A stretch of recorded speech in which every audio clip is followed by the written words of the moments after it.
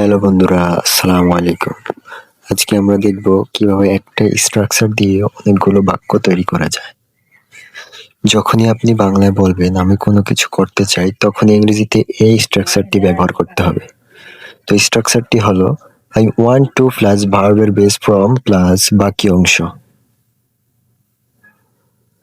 তো চলো আমরা কিছু বাক্য প্র্যাকটিস করি। আমি ইংরেজি শিখতে চাই। এখানে আই ওয়ান্ট টু প্লাস ভার্বের বেস ফর্ম অর্থাৎ ভার্ব হচ্ছে লার্ন, তাহলে হবে I want to learn English. Then তারপরের বাক্য আমি তোমার সাথে কথা বলতে চাই, তাহলে হবে I want to talk to you. Then তারপরে আছে আমি এখন বাড়ি যেতে চাই, এটা হলো I want to go home now. তো বন্ধুরা তারপরে আছে আমি একটি নতুন ফোন কিনতে চাই, এটা হবে I want to buy a new phone. তারপরে আমি তোমাকে সাহায্য করতে চাই, I want to help you.